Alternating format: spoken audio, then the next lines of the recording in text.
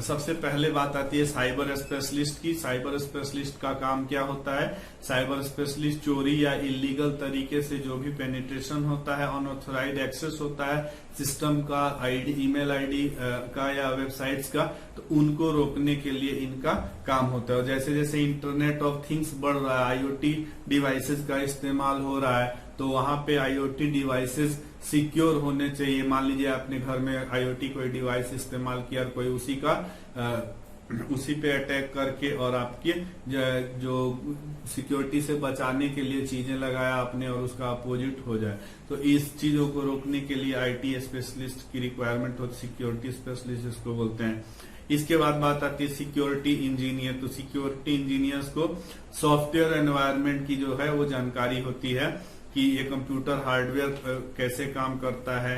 इसके बाद डिबगिंग है, बहुत सारे टूल्स हैं जिनकी जानकारी होती है, और बहुत सारे स्टैंडर्ड्स एंड प्रैक्टिसेस जो होते हैं वो इनको जानना होता है। प्रोटोकॉल्स की जानकारी इनको रखनी होती है। और कंप्यूटर नेटवर्क के एक्सपर्ट होते हैं कि अगर कोई साइबर क्राइम हुआ है तो किस लेवल पे हुआ है पूरे नेटवर्क में। 7OSI मॉडल्स अगर आपने पढ़ा हो या नहीं पढ़ा हो तो पढ़ेंगे, तो वहां पे आप जानेंगे कि ये सेशन लेयर पे है, प्रेजेंटेशन पे है, डाटा लिंक नेटवर्क किस लेयर पे है, तो ये पता वहां से लग जाता है। अब बात आती है सिक्योरिटी एडमिनिस्ट्रेटर की। तो सिक्योरिटी एडमिनिस्ट्रेटर का काम होता है सिक्योरिटी प्लान बनाना, कि कैसे वो राइट प्लान क्या होता है कि जिससे एक्सेस कंट्रोल किया जा सके, इंस्ट्रक्शंस डिटेक्शन किया जा सके अगर कुछ गलत हो रहा है तो, फिर एनक्रिप्शन वो करने की जानकारी होती है। साथ ही साथ डाटा इंटीग्रिटी की, डाटा को किस फॉर्म में रखें और किस तरीके से रखें कि उनकी जो है वो चोरी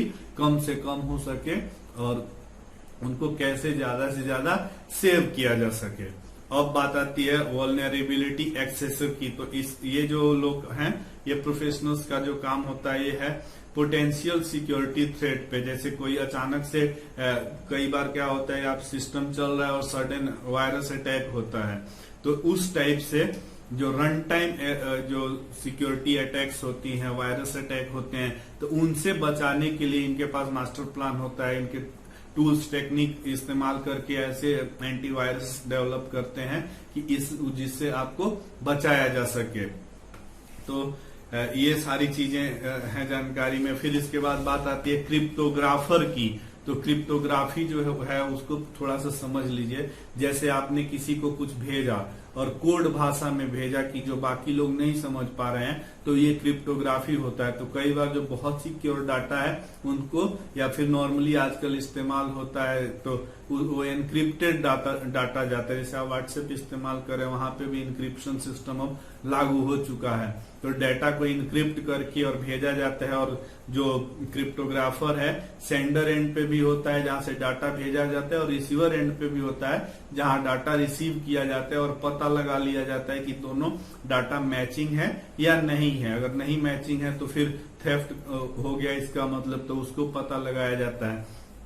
तो बहुत सारे जो आर्किटेक्चर की इनको जानकारी होती है, नेटवर्क आर्किटेक्चर की, तो ये लोग क्रिप्टोग्राफर होते हैं। डेटा को कैसे इनक्रिप्ट करना है और कैसे फिर वापस डिक्रिप्ट करना है, इसकी जानकारी इनको होती है। अब बात करते हैं सिक्योरिटी आर्किटेक्ट की।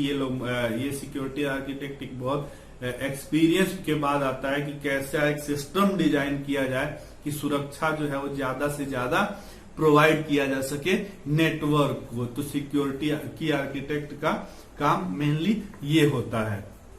साथ ही साथ उनको जो टेक्नोलॉजी ट्रेंड्स रोज जो बदल रहे हैं उनकी जानकारी, जो ओल्ड टेक्नोलॉजी ट्रेंड्स हैं उनकी जानकारी, जो स्टैंडर्ड्स इस्तेमाल हो रहे हैं पहले से लेके और अभी तक उनकी जानकारी, सिक्योरिटी प्रोटोकॉल्स की जानकारी, ये सारी जो चीजें हैं ये जानकारी होती है। और ये जो अपनी टीम होती है उसको ये बताते रहते हैं प्रोफेशनल्स। तो ये चूंकि एक्सपीरियंस पर्सन्स होते हैं जो सिक्योरिटी के आर्किटेक्ट होते हैं, इनको सब बेसिक जानकारियां होती हैं जो रिक्वायरमेंट चाहिए एक साइबर एक्सपर्ट्स को।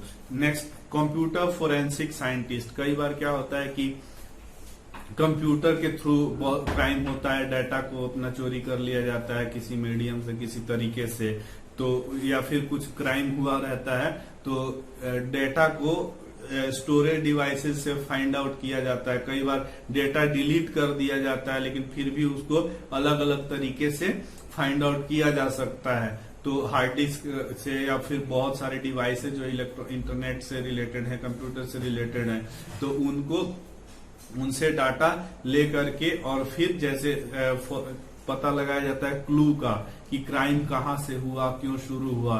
तो ये सारी जो जानकारी है ये होती है कंप्यूटर फॉरेंसिक साइंटिस्ट की।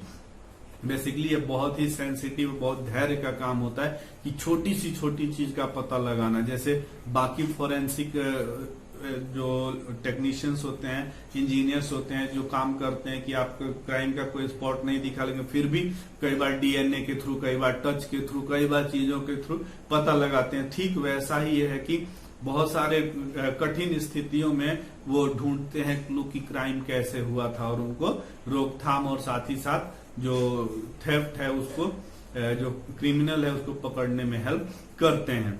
अब बात आती है security code editor. Security code editor का मतलब होता है कि अगर कोई कोड डेवलप किया गया है तो वो सिक्योर है कि नहीं है, इसका पता लगाने के लिए इस्तेमाल वो लोग काम करते हैं।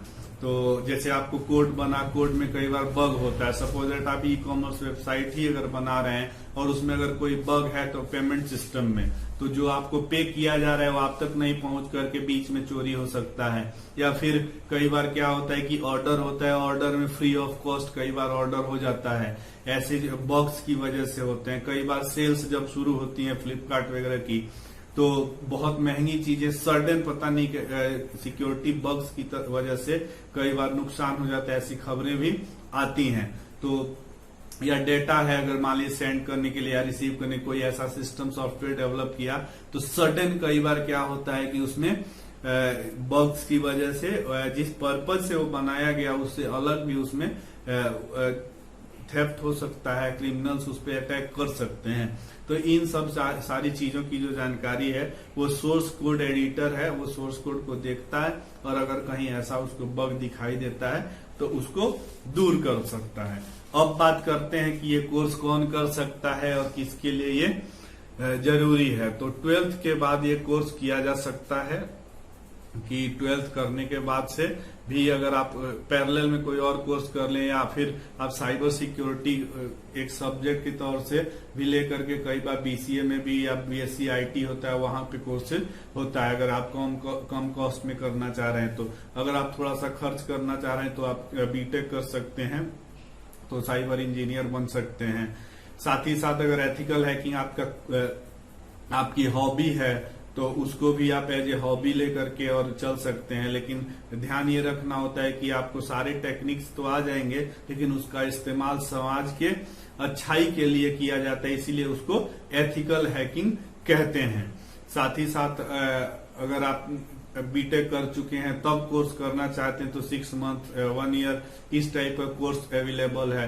ऑनलाइन भी ये कोर्सेज कई लोग चलाते हैं, कई बहुत जगह मिल जाएगा, या फिर उडेमी, अनअकैडमी या फिर यूट्यूब पे, या बहुत सारे ऐसे मीडियम्स हैं जहां पे आपको इन टूल्स की जानकारी मिल सकती है। और लेकिन फिर भी अगर आप जॉब के फील्ड में जाना चाह रहे हैं तो आपको एक बेसिक डिग्री रिक्वायर्ड होती है। तो बेसिक डिग्री रिक्वायरमेंट जो होती है उसको फुलफिल करने के लिए आप किसी न किसी कोर्स में एनरोल हो सकते हैं। तो ये वीडियो आपको कैसा लगा आप हमें जरूर बताएंगे। साथ ही साथ अगर किसी तरह की कोई जानकारी और आपको चाहिए होगी तो आप उसको पूछ सकते हैं, या फिर इसमें जो मैंने बताया है वहां पे कोई कंफ्यूजन हो उसको भी आप हमसे डिस्कस कर सकते हैं। तो मिलते हैं अगले वीडियो में। तो जब मैं आगे बढ़ूं उससे पहले ये जरूर कहूंगा कि आप हमारा चैनल सब्सक्राइब जरूर कर लें। मिलते हैं फिर अगले वीडियो में अगले टॉपिक के साथ। Thank you.